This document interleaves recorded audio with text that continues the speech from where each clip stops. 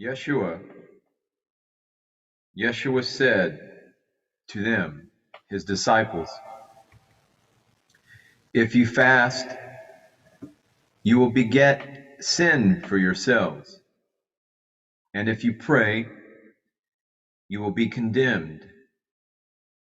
And if you give alms, you will do evil to your spirits. And if you go into any land and wander in the regions, if they receive you, eat what they set before you. Heal the sick among them, for what goes into your mouth will not defile you, but what comes out of your mouth, that is what will defile you. If you fast, you will beget sin for yourselves. Fast from what? Meat, vegetables, fruit. None of that matters. We're told not to abstain from spiritual food, not to refrain from raising our consciousness to admit light, which in the Bible, which in the scriptures, light is representative of spiritual knowledge.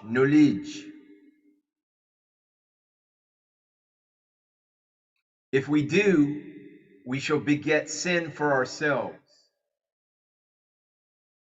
Now, the word sin in the New Testament, the Greek word that's used for sin, I think it's hamartia, hamatano, whatever, it's translated as sin. But that translation originates from the sport of archery, because the literal meaning of sin in that context, in that translation, is missing the mark, as if you were taking aim and you had your target set before you as your intention, yet you missed the mark, you missed your target. You were not able to meet your intentions, missing the heart of the problem. And really, sin was not in any way, in Jesus and Yeshua's time, 325 years before the Christian religion was created by a pagan Roman emperor. In Yeshua's time, sin, missing the mark, none of that was part of his teachings. What he came to fulfill was the law of attraction, the law of adding, and that was to address the satanic matrix of that time. And it's still here, but it's a negative mindset. That is what sin, the whole concept of sin, replaced the original,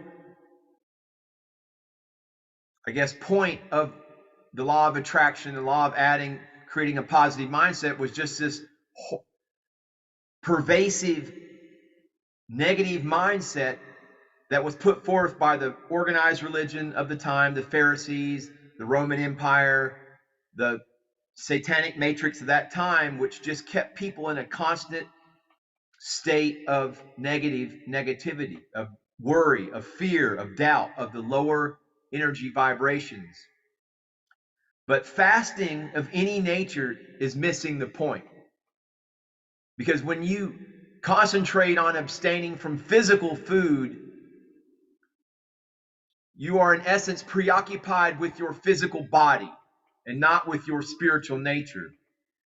Because what we eat is, we are told, of little or no consequences. What we feed our souls is. Trust me, this 3D genetic vehicle, this human spacesuit, this human uniform, this meat puppet, this flesh suit, this is the least important thing. It's all been inverted, as everything in this satanic matrix. It has been inverted as far as the prioritization, the priorities. What we hold is important. It has all been inverted. Not to say that our physical vessels are not important for our soul container, our consciousness, our container of consciousness, of our soul, of what we're here to learn and experience this 3D classroom earth, this duality, physicality. The body is important. It should be understood as your temple. However, the outer facade of your temple, as long as it's durable and weather resistant and sealed from all the elements, the evil, whatever analogy you want to make applicable to this concept of your bodily temple, the outside, as long as it's secure, move on. Because the real riches are inside the temple. That is where the real work is to be done, within. Your temple is your mind, is your soul, is your spirit. But again, we are reminded that Jesus was neither a dietitian nor a doctor of medicine. Jesus, Yeshua, healed the state of mind, or more accurately, the state of consciousness that hindered the flow of the creative energy or the life force to which Yeshua referred to as spirit. Yeshua regarded the human body as a spiritual idea, and spiritual ideas by definition are perfect, even as the spirit is perfect. When left alone, our physical body functions as the spirit would have it function. However, we have been granted free will, and that free will was hijacked by the negative alien agenda, by the negative Anunnaki, by the Illuminati, by the dark cabal, and their Babylon bankster debt system, their satanic matrix, digital matrix.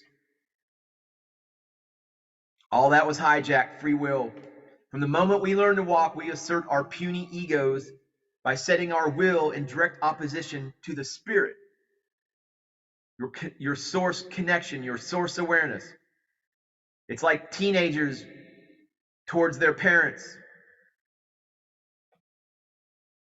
The way we act with towards our divine connection, our source connection. When we grow up, though, in relation to our higher self, we know what's important. Because, for example, Edgar Cayce once said that there is only one sin, and that is selfishness. The little self, your ego, the ego personality, the illusion of the ego is what keeps us apart from the whole, from the collective, the law of one unified unity consciousness. Individuality, from the Latin individuus or indivisible, is what draws us all together as a collective. And perhaps it should be mentioned that physical cures attributed to Yeshua have been the byproducts of his healing influence, of freeing people from their negative mindset, negativity, not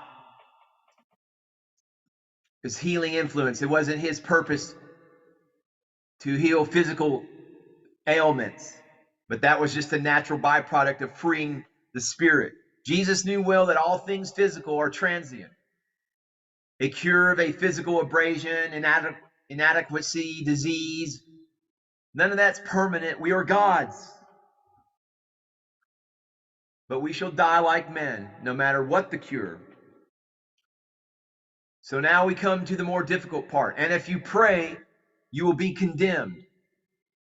That's a strange statement for sure, but how can prayer bring about condemnation? Thomas, the apostle, in his ardent effort to jot down all that Jesus had said, must have done so in somewhat of a hurry. Because this saying is quite obviously a saying that's a continuation in which Jesus, of an earlier saying in which Jesus apparently chose to ignore the question. Here in this saying, here he answers it fully. To understand the answer, however, we must backtrack a little and study the scriptural language. Because when the scribes of the Old Testament wanted to describe spiritual prayer, they referred to it as going towards or up to a mountain, or at least a hill, the higher the better. But by this metaphor, the scribes tried to imply the raising of one's consciousness.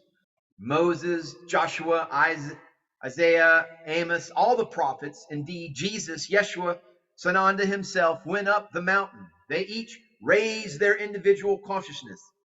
They aspired to direct contact with their higher self, with the Father in heaven. That was real prayer. And what the Jews meant by prayer, however, was quite different. When they prayed, they asked for things concerning their physical well-being, for things which would make their physical lives more comfortable, all too often at the expense of their neighbor. Now, this is the type of prayer that Yeshua said would condemn you when you're praying for yourself, when you're praying for your physical, inverted, 3D, Terran existence. That's the kind of prayer that condemns you. Why is that? Because it deviates our efforts from the edification of our individual souls. And secondly, because it presupposes that our higher self, our Father, doesn't know much better than we what is good for us. Take therefore no thought for the morrow shall take thought for the things of itself. And if you give alms, you will do evil to your spirits. This seems the most difficult, almost blood-curdling statement. You give alms, and for your generosity, you do evil to your spirit. Seems absurd, but let us look at the previous statement. God, Spirit, knows exactly what it is doing. It places all people in circumstances that are absolutely mandatory for them to raise their consciousness. It carefully lays out circumstances in which those lucky souls can raise themselves above their present level. It may have taken many years, perhaps lifetimes, to set up just the right conditions.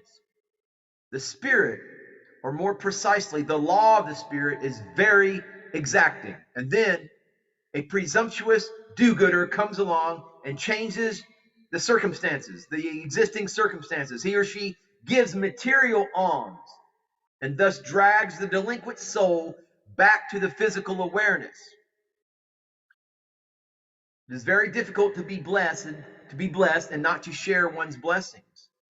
But we must be very careful. We must always give, but give with tremendous discrimination. Not to mean that we should spend hours on assessing who is the most needy. A rich man is probably much poorer spiritually than one sleeping on a park bench.